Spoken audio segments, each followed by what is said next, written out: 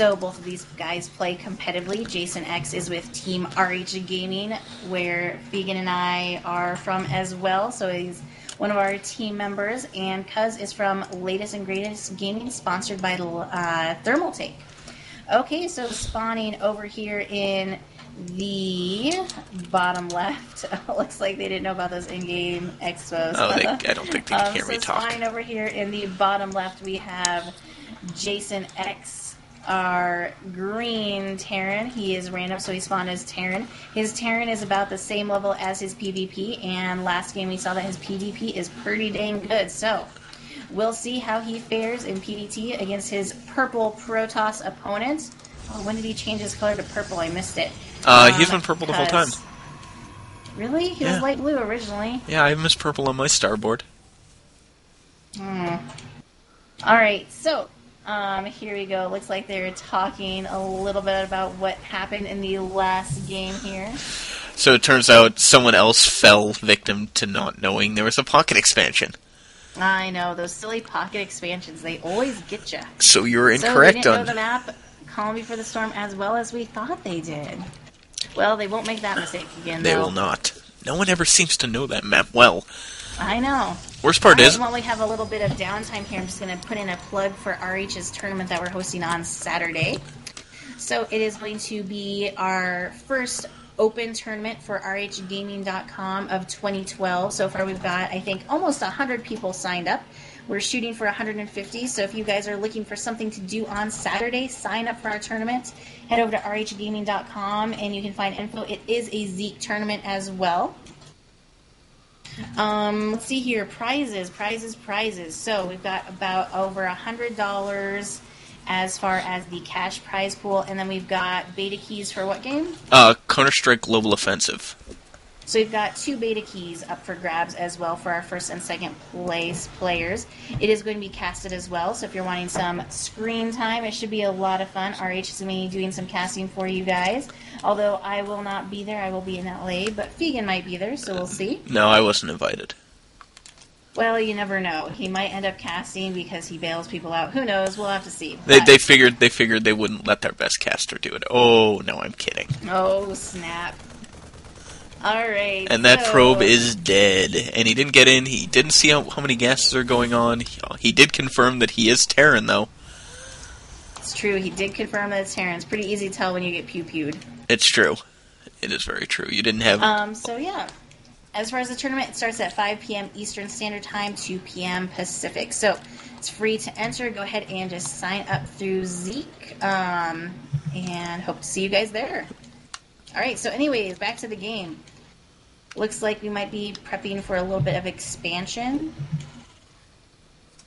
from Jason here. He's building that barracks there, but looks like he's going to be going reactored Hellions first. That's interesting. I really don't like reactored Hellions against Protoss. Only because the Stalkers don't take a damage bonus to them. And while Hellions are faster, still Stalkers are very, very effective against them. He's going to have to get in there and get very good engagements. Yeah, or, it could also be for map control as well. It's true. Ooh, looks like we actually have a fast starport going down. So he might be going for a drop, which on this map is actually a really nice way to go. It is. It's a smart idea. Unfortunately, it looks like we're going to be seeing early pressure here from Cuhz, and I'm not 100% sure Unless we're seeing a 1-1-1. We have a tech lab coming on the barracks now. Oh, he does have Hellions out, though. Oh, the Zealot's going to get by. The Zealot just waltzed by to meet a fiery death, but he did see the tech. So Cuhz got a ton of information there. He knows Hellions are coming out. He knows there's a bush on fire right now. And we have a Marauder coming out. So we may end up seeing a Hellion Marauder drop. Tech lab on the starport. So we may see some Banshees. Or we could see a swap somewhere, getting a tech lab on the factory and some tanks, potentially. I don't know, this could go a lot of ways. Yeah, I haven't really seen Jason play Terran that much, so I'm really not 100% sure. Last season when he was GM, he was playing as Zerg, I believe. Mm-hmm. and I've only seen him be playing Protoss lately, so I'm not really sure how he's what his sort of standard. So the MOs Hellions are. coming in, they converge to kill one probe. They got that probe. They showed that probe what's up, but Cuhz does have 2 Stalkers out, so he is going to be able to thwart this, but there is a Marauder here. Does he have concussive shells? He does not. Yet. So, despite there being 4 Hellions there, they still do almost no damage to the Stalkers. But on the other hand, those Marauders do a lot of damage to the Stalkers. Alright, it looks like we do have Stimpack being researched, as well as a Banshee, I think, just finished. So this is going to get cleaned up. He is going to hold without an issue. He ended up losing, I think, 1 worker, 2 workers. Well, 1 died in the base, and the second died up there. So he only lost 1 worker in that. Just have an Immortal up. And he's getting more Stalkers. We do have a Banshee coming up. No Cloak being researched yet. I'm sorry, yeah, we do have Banshee coming with no Cloak being researched. And we already do have 1 Banshee on the map heading over, but without Cloak, those Stalkers are going to be able to clear it up. I think he's going to just attempt to do some multi-pronged attacks. Kind of pull the units out of position with the Hellions, and then hit with the Banshee. Looks like he's going for the main, which I think is a smart idea, because Cuhz is out in the front protecting his ramp, because he is unaware that a Banshee is coming in. But he does have an observer. Oh, he is pushing those Stalkers out. He's going to be caught very out of position with those Stalkers. He's going to be forced to warp Stalkers in his base, but he is going to lose a good amount of probes as a result. So if he's smart, he will get the probes running away, and he already loses 2 probes. 3rd and a 4th, we have Stalkers warping in, and they should be able to scare this Banshee away before he gets another kill or 2.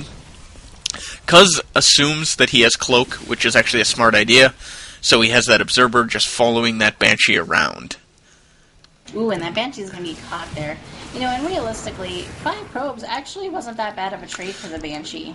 You know, and it did sort of divert Cuhz's attention from whatever Cuhz was wanting to do. Exactly. It really should have kept him in his base, and it is going to make him a little bit paranoid, I think, now, you know, and so I think most players would overreact to this. Cuhz being a GM, he may or may not overreact to it, but I think it will make him be a little bit more worried. So he does drop a Forge right after that. So He's also getting another Observer. We have 4 more barracks. Well, 4 barracks total.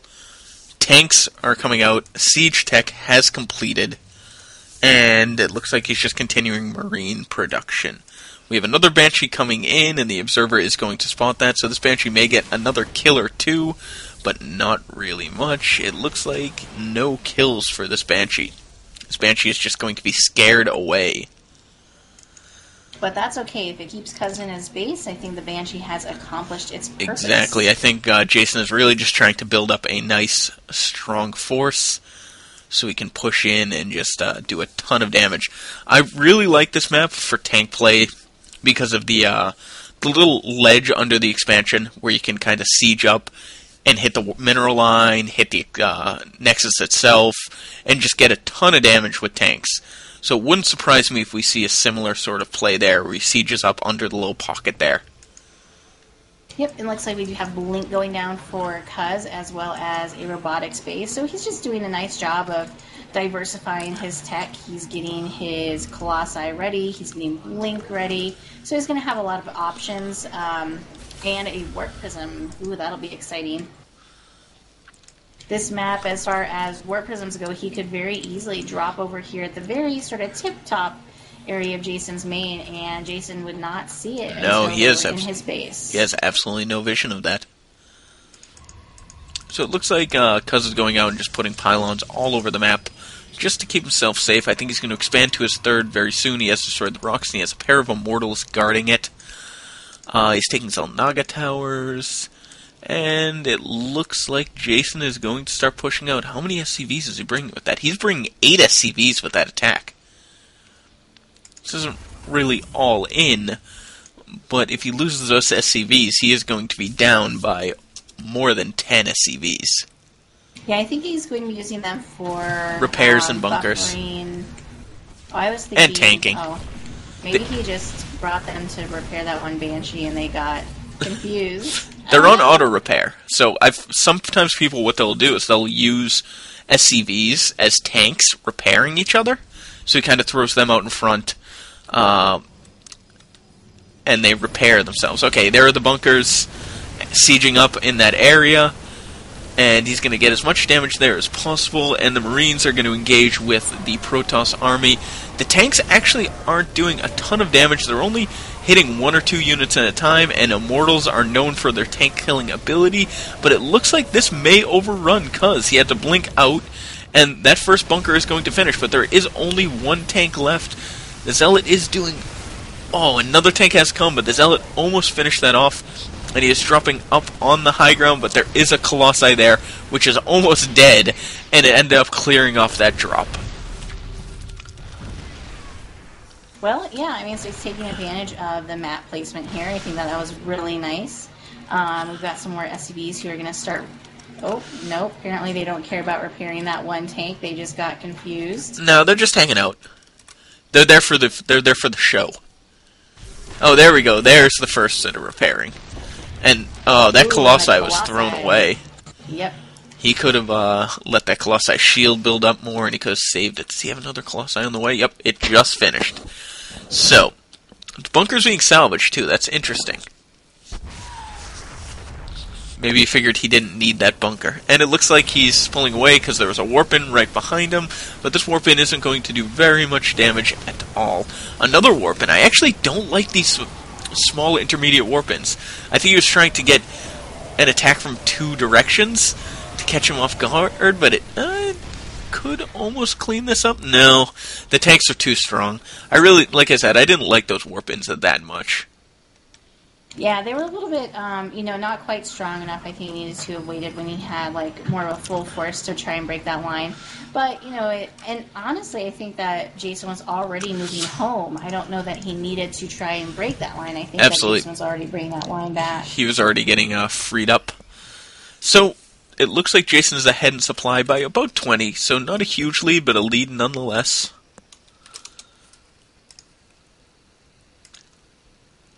It looks like Jason's going to go and clear the rocks and prepare for taking his 3rd here. And in the meantime, we've got Templar Archives going up from Cuhz.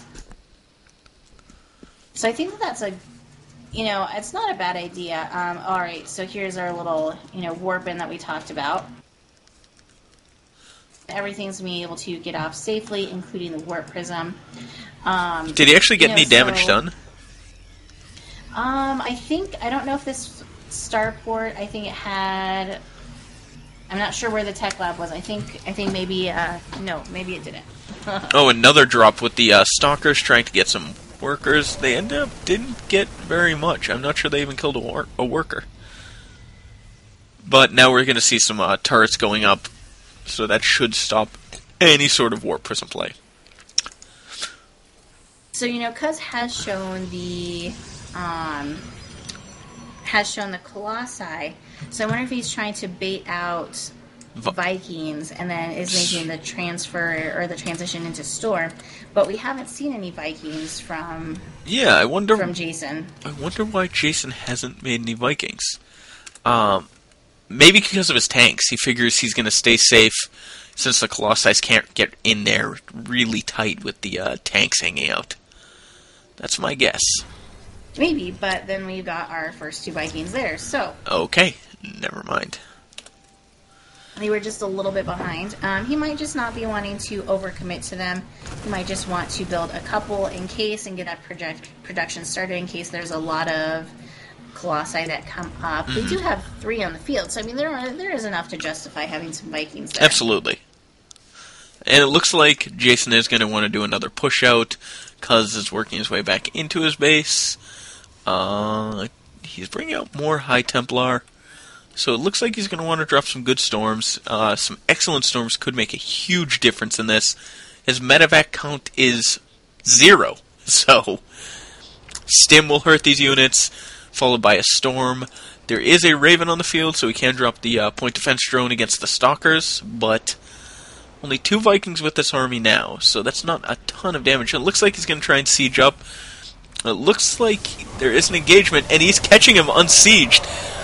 storm on the tanks Storms. that took out so much. There's no bio left, and those Immortals and Colossi should be able to clean up these tanks easily, and the Stalkers should be able to walk right out. There's only 2 Stalkers left. Holy crap. Where did those Stalkers go? The tanks must have obliterated them.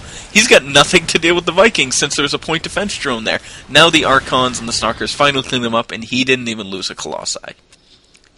And now Cuhz... Yeah, so overall that was a great engagement for Cuhz. That worked out great. Those storms were placed beautifully. There wasn't anything that Jason could do there. No, not at all. He was caught in a corner. Those storms were excellent. The tanks did a ton of damage to his Stalkers, but there's just so good storms. The Bio Army just absolutely melted between the Colossi and the Psy Storms. So it looks like Cuhz wants to just kind of stay back. He doesn't want to push out yet. He wants to get his 3rd going, maybe look to take a 4th, and then he may just do a little bit of harass. I'm not sure he realizes that he's 40 supply ahead at the moment. Yeah, I don't think he does.